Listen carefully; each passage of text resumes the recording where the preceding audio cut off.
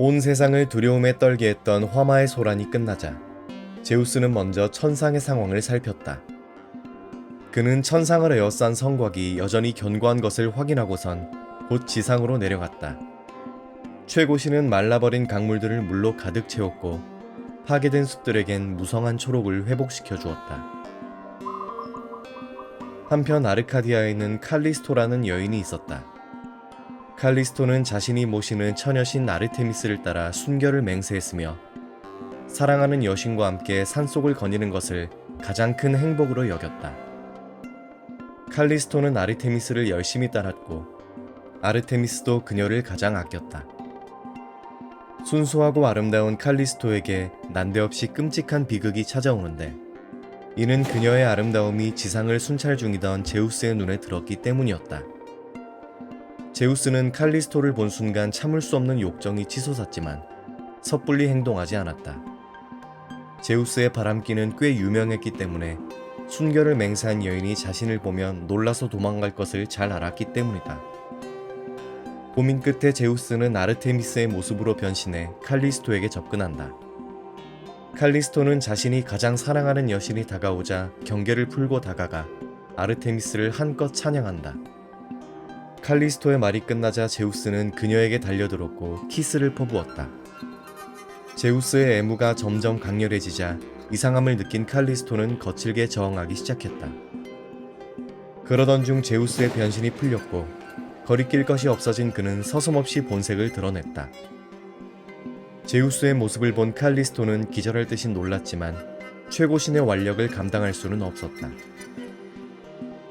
폭풍이 불듯 한 차례의 비극이 지나갔고 숲에는 순결을 빼앗긴 칼리스토만이 덩그러니 남아있었다. 그녀가 사랑하던 숲은 더 이상 편안한 공간이 아니었다.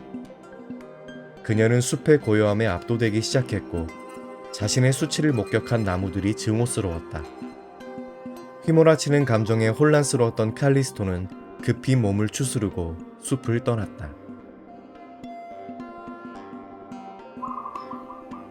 칼리스토가 숲을 떠나 한참을 걷고 있는데 마이나로스 산중에서 사냥을 즐기던 아르테미스를 만났다.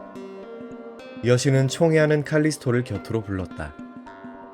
칼리스토는 처녀신의 무리에 끼었지만 죄책감에 고개를 들지 못했다. 제우스의 기만이 칼리스토의 온몸에 새겨져 있었지만 처녀신이었던 아르테미스는 자신이 처녀인지라 눈치채지 못했다. 9달이 지나 칼리스토의 배가 더는 숨길 수 없을 만큼 불렀을 때였다. 뜨거운 태양 아래에서 사냥을 즐기던 아르테미스가 피로를 풀기 위해 시원한 숲속으로 들어갔다. 숲속에는 아름다운 강물이 흐르고 있었고 신이 난 아르테미스는 알몸으로 목욕을 시작했다.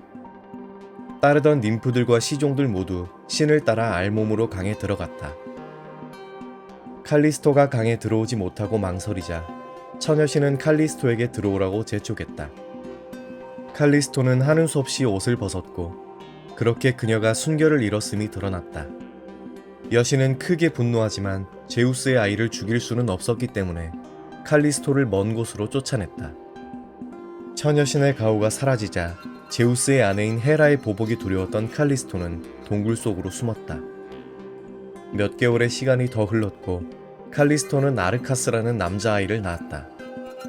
비록 자신의 삶은 망가졌지만 칼리스토는 아르카스를 사랑했고 지극정성으로 길렀다. 하루는 칼리스토가 한눈판 사이 아르카스가 동굴 밖으로 기어 나갔을 때였다. 칼리스토를 찾고 있던 헤라의 눈에 아르카스가 들어왔고 결국 칼리스토는 헤라에게 붙잡히고 만다.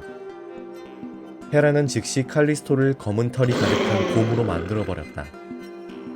칼리스토의 아름다움은 모두 사라졌고 흉포한 짐승의 모습만이 남아있을 뿐이었다. 그렇게 가엾은 칼리스토는 곰이 되어 사냥꾼들과 짐승들을 피해 숲과 산을 떠돌게 되었다. 여느 때처럼 사냥꾼 무리가 다가오는 것을 본 칼리스토는 도망가려 했지만 무리 중에 자신의 아들 아르카스가 있다는 걸 발견한다. 칼리스토는 너무 반가운 나머지 아르카스를 향해 달려갔다. 달려드는 흉포한 곰이 자신의 어머니일 거라고는 상상도 못한 아르카스는 극도로 겁에 질린다. 곰이 멈출 기세를 보이지 않자 아르카스는 독화살을 꺼내들어 곰의 심장을 겨냥했다. 아르카스가 헐시위를 놓기 직전 더 이상의 참상을 두고 볼 수 없었던 제우스가 개입했다. 제우스는 아르카스도 곰으로 만든 뒤 두 모자를 하늘로 끌어올려 천상에서 영원히 빛나는 별자리로 만들어 주었다. 이렇게 칼리스토의 고통은 끝이 났으나 헤라는 밤하늘 꼭대기에서 빛나는 두 별을 볼 때마다 제우스를 원망하게 되었다.